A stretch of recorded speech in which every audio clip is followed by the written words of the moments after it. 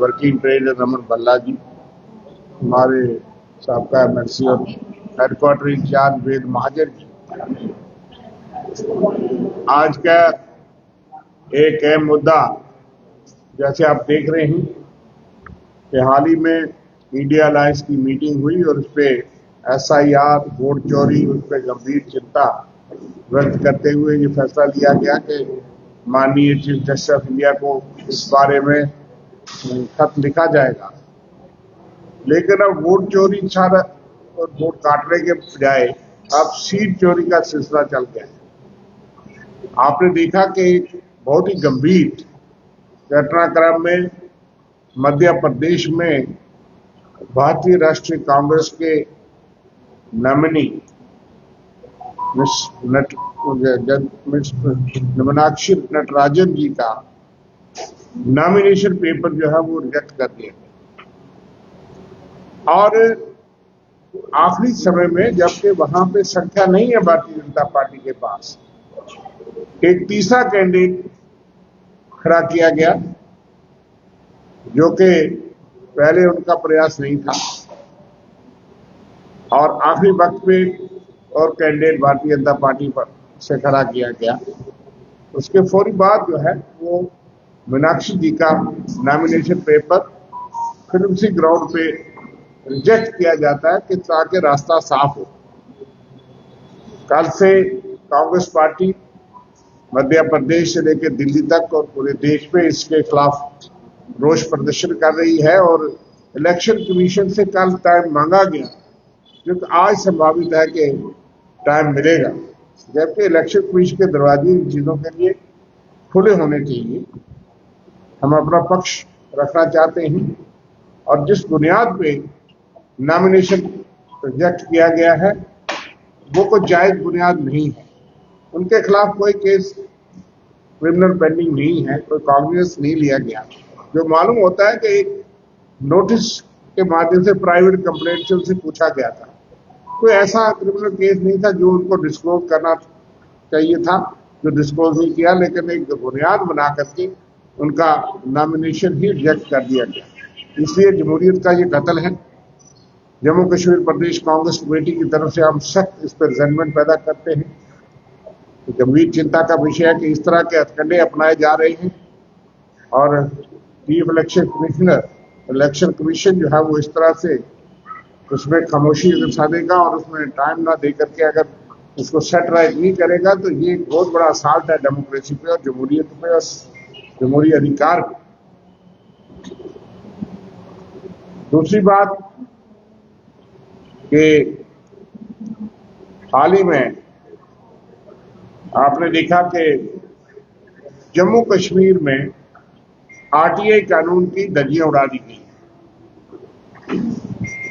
Chief election commission, chief information commission of India की तरफ से जिस तरह की ऑब्जर्वेशन आई है बार बार के, जिस तरह से जम्मू कश्मीर या जहां के लोगों को आरटीआई के माध्यम से इंफॉर्मेशन नहीं प्रदान की जा रही, जो कि सबसे लैंडमार्क फैसला जमहूरियत में कांग्रेस पार्टी ने लिया था। राइट टू इंफॉर्मेशन एक्ट जो यूपीए ने डॉक्टर मनमोहन सिंह जी की सरकार ने जो कानूनी अधिकार दिया था, जो सवाल, जो इंफॉर्मेशन एक एमपी या एमएलए असेंबली के माध्यम से पूछ सकता था, वो आम शहरी को दे दिया गया और उसी के माध्यम से पता लगता है कि कहां कहां गड़बड़ी है, कहां कहां हेराफेरी है, कहां कहां फेवरेटिज्म है। और चीफ इंफॉर्मेशन कमीशन ने बार बार कई जजमेंट्स में जिस तरह से कहा है, ये बहुत गंभीर चिंता का विषय है कि जम्मू कश्मीर में जो सेपरेट इंफॉर्मेशन कमीशन था वो तो यूटी बनने के बाद खत्म कर दिया गया। आपको जो इंफॉर्मेशन 30 दिन में मिलनी चाहिए किसी भी डिपार्टमेंट से, तो सेंट्रल इंफॉर्मेशन कमीशन ने ये पाया है कि सालों साल नहीं मिलती। आप 30 दिन में तो अगर आपको जवाब नहीं देते तो आप फर्स्ट अपील दायर करते हो, फर्स्ट अपील के बाद भी नहीं मिलता तो आपको दिल्ली जो है वो CIC में जो है जाकर के अपील करनी पड़ती है, सेकंड अपील, जबकि पहले हमारा अपना स्टेट इंफॉर्मेशन कमीशन था। उसका नुकसान ये हुआ कि इन्होंने जानबूझ के आरटीआई कानून को कमजोर किया कि जो भी गलतियां हैं, जो भी दादियां हैं, यहां उन्होंने केस साइट किए हैं कि एक आदमी को अपने कंपनसेशन के लिए कागजात लेने थे, उसके लिए उसको 2024 से 26 तक दिल्ली तक सीआईसी तक पहुंचना पड़ा। किसी को जीपी फंड की डिटेल लेनी थी कि मेरा कितना पैसा उसने खुद जो जमा किया होता, लोगों को पैसा नहीं मिलता, उसकी इंफॉर्मेशन भी प्रोवाइड नहीं की जा रही। ये लोगों के अधिकारों का हनन है। और जो कानून बहुत अहम कांग्रेस पार्टी ने जो हथियार दिया था, कांग्रेस पार्टी ने 5 कानूनी अधिकार दिए थे। राइट टू इंफॉर्मेशन उससे सबसे अहम अधिकार था। राइट टू फूड, जिसमें 2 रुपए की 3 रुपए किलो गेहूं और चावल देने का अधिकार दिया गया था, लेकिन इन्होंने कहा चीनी और तेल काट के अब 15 रुपए का राशन ही देते। लेकिन food security act, right to education, right to work, जिसमें एमजी नरेगा था, जिसको भी खत्म कर दिया मोदी सरकार ने। ये वो कानून थे जिस कानून के तहत हर शहरी को, हर नागरिक को एम्पावर किया गया था। और सबसे अहम है कि सूचना अधिकार, कि आप कोई भी जानकारी ले सकते थे, लेकिन अब जम्मू कश्मीर में कोई सूचना लेना, कोई जानकारी लेना बहुत ही कठिन काम हो गया। इसलिए हम सरकार से मांग करते हैं कि इस पे फौरी कागज लिया जाए और इन चीजों का अध्ययन करके इसको सर्टिफाई किया जाए। इसी तरह से पिछले दिनों एक आर्डर निकला जिसमें भी हमारी गंभीर चिंता है कि 2 साल से जो पोस्टें खाली पड़ी हैं उनको भरना नहीं, फ्रीज कर दो, आगे के लिए पोस्टें क्रिएट नहीं करनी। जो पोस्ट खाली है तो गलती सरकार की है, उन्होंने पोस्टें नहीं हुई, यहां धांधली हुई रिक्रूटमेंट में, बार बार लिस्टें कैंसिल हुई। तो बच्चों का, नौजवानों का क्या कसूर है? बेरोजगारी चरम सीमा पे है।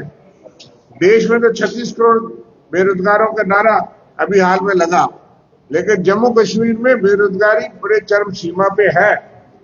इसलिए इस तरह के ऑस्टेरिटी मेजर्स जो है कि आप सारा हथौड़ा जो है वो बेरोजगारों पे, डेली वेजरों पे, टेम्पररी राहत उन लोगों पे लगेगा और बाकी ऐश करते रहेंगे। बाकी तो कहीं नजर नहीं आता।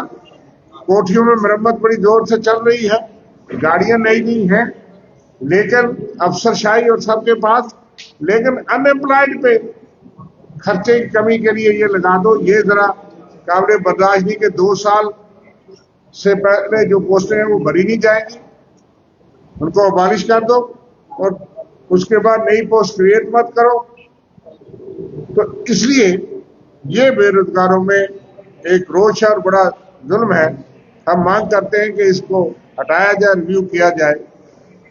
और इसके साथ ही और भी जो चीजें हैं, मैं भल्ला साहब से कहूंगा कि जैसे आयुष्मान भारत पे भी बहुत आया कि 1 जुलाई से प्राइवेट हॉस्पिटल्स ने धमकी दे दी है कि वो बंद कर देंगी, इलाज नहीं होगा, कई चीजें तो पहले ही काट दी गई। मैं रमन भल्ला जी से कहूंगा कि आपको विस्तार से बताएं। जो मुद्दे यहाँ पे बताए हैं अरविंद शर्मा जी ने, और भाजपा के इस रवैये से कि भाजपा की खामोशी जो है वो बड़ी चिंताजनक है। ये तमाम मुद्दे थे। उन्होंने जम्मू से लोगों से वोट तो यहाँ पे लिए, लेकिन उन बातों को उजागर करने के लिए भाजपा टोटली फेल होकर रह गई। इनके एमएलए, इनके एमपी, इनके पीएमओ तक बड़े गंभीर मुद्दे यहाँ पे हैं। और मैं उम्मीद करता हूँ कि आपके माध्यम से ये सत्ता के नशे में सोई सरकार होश में यहाँ पे आए। और उसी की कड़ी में है कि आयुष्मान को लेकर जो आम लोगों को परेशानी थी, नर्सिंग होम में चाहे डायलिसिस का हो, गाल ब्लैडर की पथरी हो, अपेंडिसाइटिस का इलाज हो, पाइल्स का इलाज हो, वो इमीडिएटली जाते थे, उनको मदद मिलती थी। लेकिन 3-3 साल से उनके ड्यूज पेंडिंग है और वो बंद करने के लिए उन्होंने धमकी यहाँ पे दे दी। तो पूरी जो है हालात में जो पेशेंट्स हैं, जो व्यवस्था यहाँ पे, उनको काफी परेशानी के आलम से गुजरना पड़ेगा। और मैं समझता हूँ कि भाजपा की इस खामोशी को लेकर भी सवाल यहाँ पे उठते हैं कि भाजपा सिर्फ टिप्पा टप्पनी यहाँ पे करती है, लेकिन लोगों के मुद्दों को उजागर करने में फेल होगी। जो भाजपा केंद्र की सरकार से है, डायरेक्ट फंडिंग अलाट यहाँ पे करवा दे ताकि नर्सिंग होम में भी काम चले, प्राइवेट अस्पतालों में भी काम चले। आम लोगों को जब मेडिकल कॉलेज या हॉस्पिटल जाए, डेटें बड़ी बड़ी देर के बाद मिलती है, तो उनको इलाज डोर स्टेप पे हो सकता था, आसानी से हो सकता था, उनको ज्यादा परेशानी ना उठानी पड़े। इसके लिए वो कदम उठाने की जरूरत थी। हमें लगता है कि आपके माध्यम से ये मुद्दा भी बड़ा गंभीर मुद्दा है, इसलिए हम चिंता व्यक्त करते हैं। लोगों के साथ हैं, जो पेशेंट्स हैं, उनकी इस इलाज अच्छे ढंग से हो पाए, नर्सिंग होम में हो पाए, प्राइवेट अस्पतालों में हो, पूरा व्यवस्था की हम ठीक करवा पाए, ये भी एक मुद्दा यहाँ पे। साहब 12 साल मना रही है भारतीय जनता पार्टी, मोदी साहब का टेन्योर बड़ी आगे जा चुका है। 12 साल खुद अपनी पीठ पर तपाते हैं। हमने 12 साल में बड़ा लाशों का बाजार गर्म जम्मू कश्मीर में देखा, जो बड़े बातें करते थे, नोटबंदी लगाने के बाद आतंकवाद की कमर तोड़ेंगे। हमने इनके लिए सिलेक्टिव किलिंग देखी, टारगेटिंग के लिए देखी, माइग्रेंट की वापसी के लिए कोई कदम यहाँ पे नहीं देखा जो बातें करते थे। 6000 नौकरी को आगे बढ़ाने की बात करते थे। आज यूथ में रिक्रूटमेंट स्कैम भाजपा के इस 12 साल के अंदर देखें, फायर सर्विस का रिक्रूटमेंट स्कैम हो, सब इंस्पेक्टर का रिक्रूटमेंट स्कैम हो, ये स्कैम से भरी हुई ये सरकार इन्होंने दी और हमारी रियासत के टुकड़े कर दिए। तो इनका एट एप्रोप्रिएट टाइम इनको समझाना पड़ेगा कि एप्रोप्रिएट टाइम क्या है। जम्मू पिसता चला जा रहा है जम्मू कश्मीर में।